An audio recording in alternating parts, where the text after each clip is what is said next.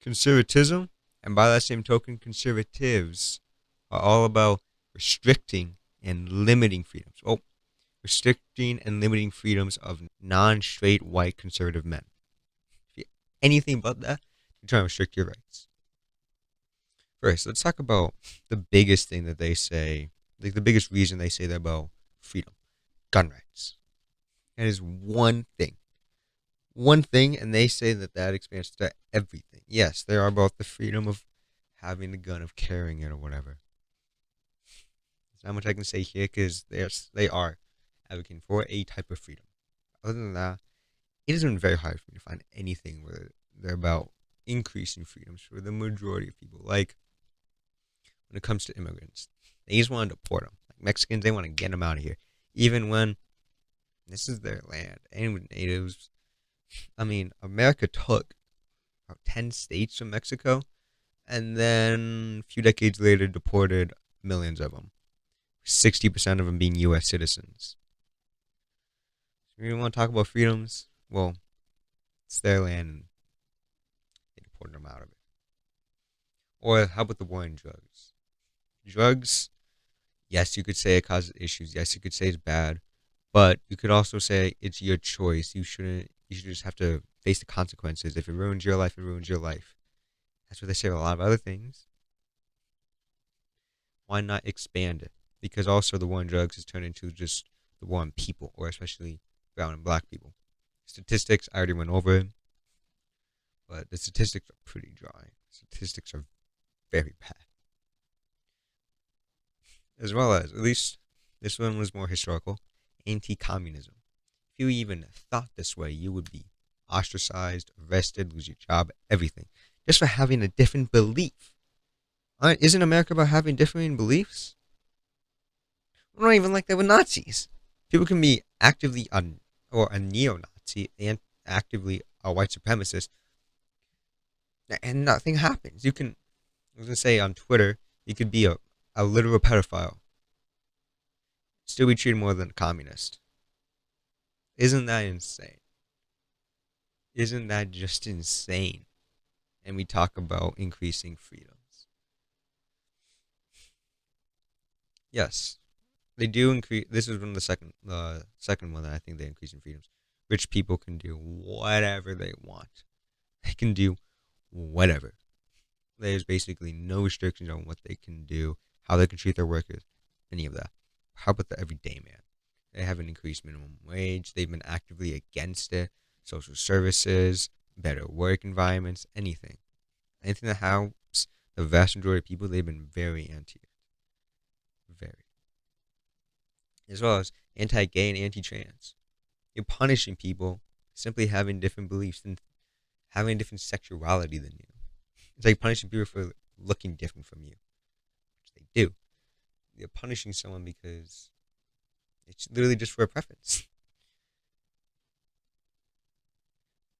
You're trying to say that they're mentally ill and say that their existence is pornography? What? How can you be advocating freedom when you're doing stuff like this? You just can't. Or banning books. Banning books is one of the first steps in not only a genocide but also in a society going down. This happened in Germany. This has happened in other nations like Israel. Right now.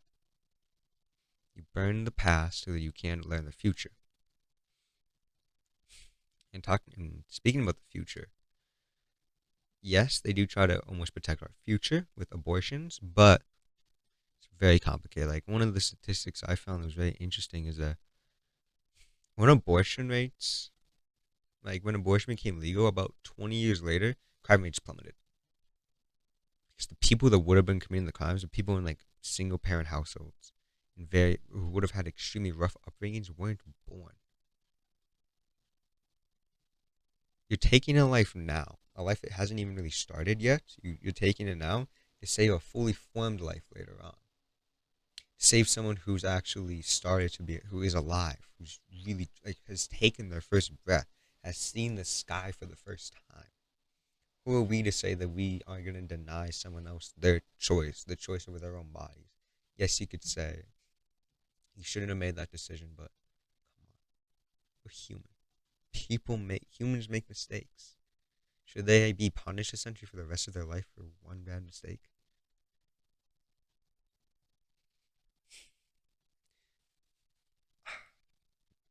They always boast about making jobs and helping the economy.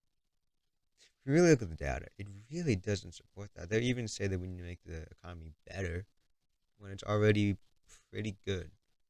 Like just look right here.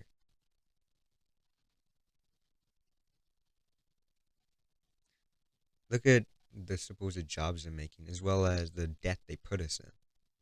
The debt is insane. The debt that they put us in is so absurd, so stupidly high. And they're talking about making the economy better. How does that even work? And they try to make everything Christian. I mean, it's the rule of the land.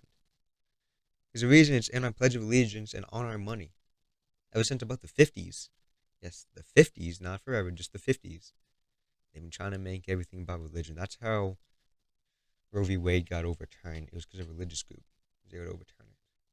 And America was founded on the idea of religious freedom. It was founded on that. That's like the main reason we started as a nation, to escape religious persecution. And now we are doing the exact same thing.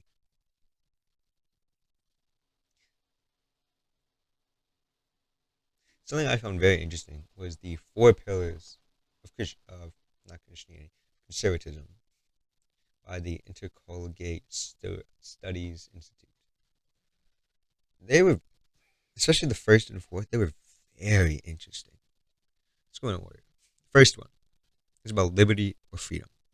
One of the first things I talk about is the right to life. Yes, it's almost certainly just being taught. It's just talking about abortion, like having the right to be alive, I guess. But I see it in a more flexible way, not just abortion. Look at other ways, like right to a good life, right to basic necessities of life, like water, food, shelter.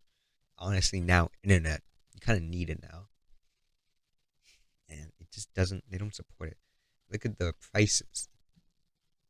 Everything's going up because these companies have monopolies and they can do whatever they want. Oil keeps going up and up and up. But I mean, it is getting at least a little better now. Don't like Biden. I do not like him. He does seem to at least be making it a little better after like COVID. And I'm saying again, I don't like Biden. I don't like him at all. I will have to give him some amount of credit, a small amount. And on the others, liberty, property, freedom from arbitrary forces. These arbitrary forces just seem so hypocritical. Like saying arbitrary forces like the wokeness, like Project 2025, trying to get rid of the woke media, whatever. It was very interesting language they use. But what about racism, sexism, homophobia? These are very arbitrary forces, and they're the ones peddling it. Yes, you could say the Democrats are the ones that started the KKK, but the switch happened. You can't deny it. Just look at how the two parts of the nation voted. You can see the switch. It's not just with one presidency, it kind of happened over time.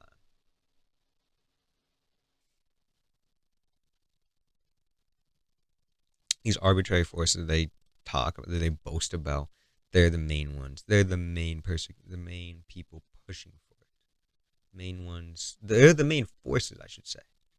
They're the main reasons why we have these arbitrary things still. Because they refuse to change, which will be said on the second one. Another is your ability to follow your dreams, to do what you want as long as you don't harm others.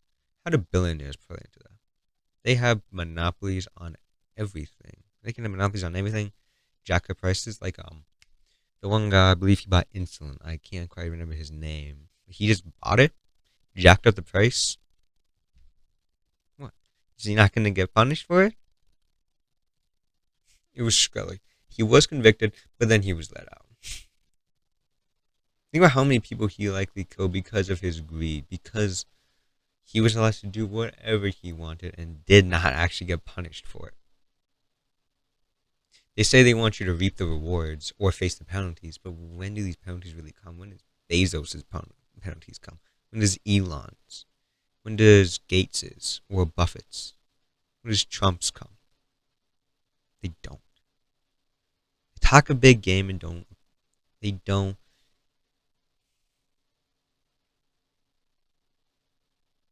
act on it. One of the biggest pillars, biggest parts they talk about is, above all, freedom from oppression by the government and protection of the government against oppression.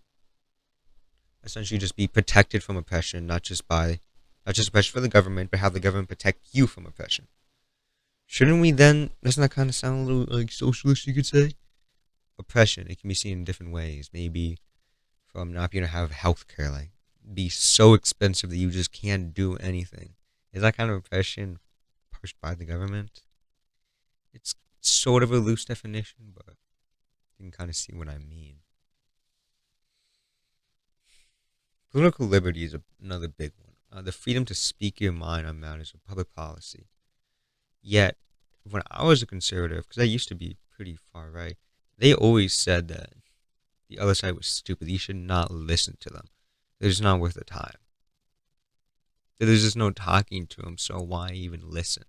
Because they're stupid. They're ignorant. They have an easy life. How does that preach freedom to speak? But I believe it's mostly on this, like the cancel culture thing. Yes, you can say whatever you want, but people can also feel however you want about it. You can drop a bunch of racist slurs. Doesn't mean people have to like you for it. I mean, Trump. Look at Trump. He called Mexican people animals and said, and I quote, "grab it by the pussy." He still got elected, and he might get elected again. Do you really want to say that you don't have the freedom to speak? The person with the most power in the entire world, at least for a period of time, was able to say this stuff on live TV.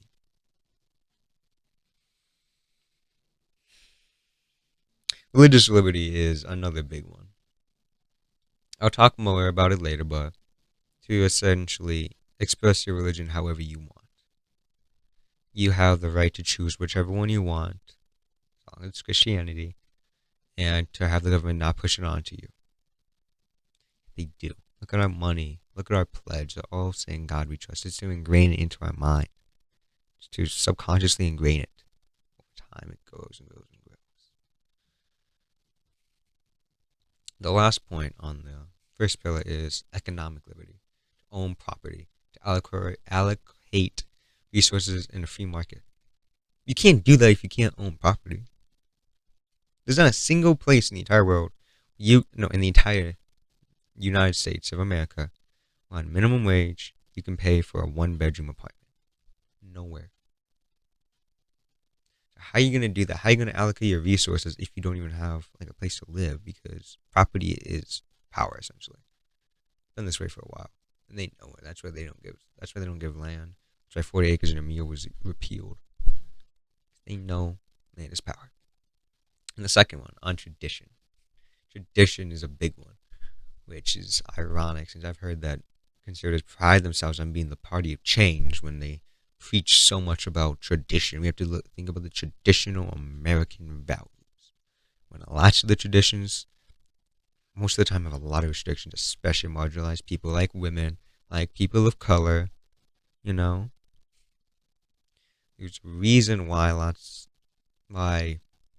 like incels tend to be a lot more far right, because it is into that tradition part.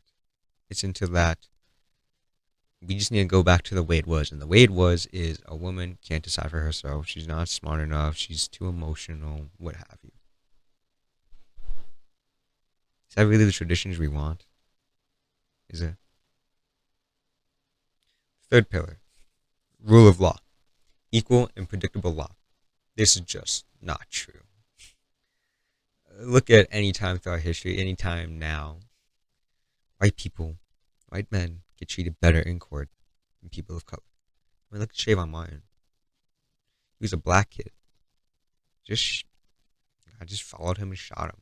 Yes, the man was Mexican, but still, he's higher up. Because in America, really, Mexican is at least seen as a little better than black. And I'm Mexican myself.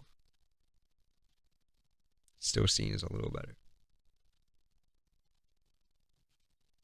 How are we going to talk about equal law when we also have 12% of the population making up 33% of the drug crimes or drug convictions? It's clearly a racial disparity. Clearly a gap in our judicial system, a gap in how we do this. It makes sense. Almost no one goes to trial. I believe it's 2, maybe 4%. I think it's closer to 2%. Actually see trial. 2% of people convicted seek trial. Almost all of them take a plea bargain.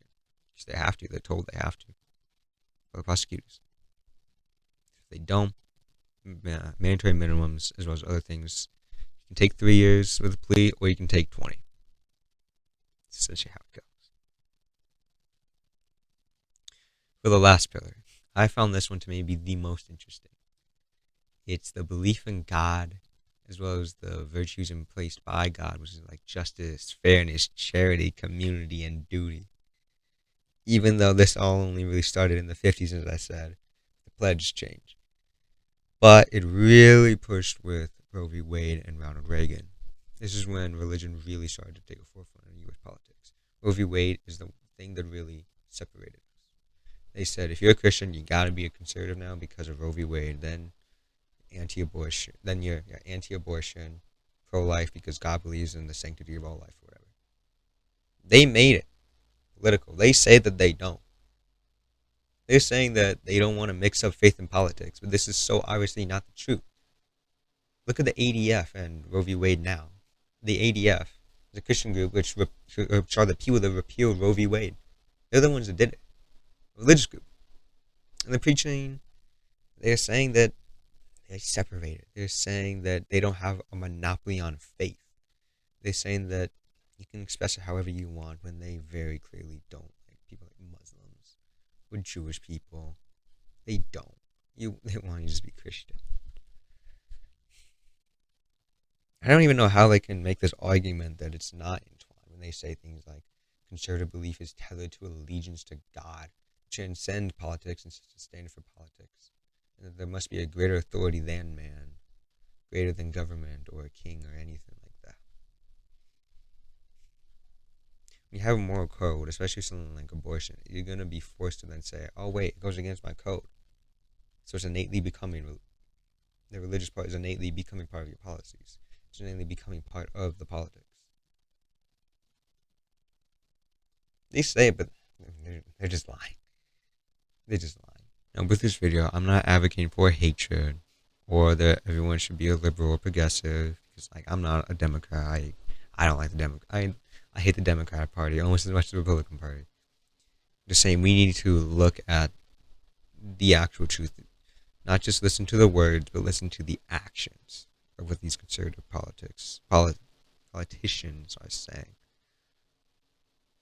Look beneath the veneer of caring for all, beneath the veneer of being good Christians.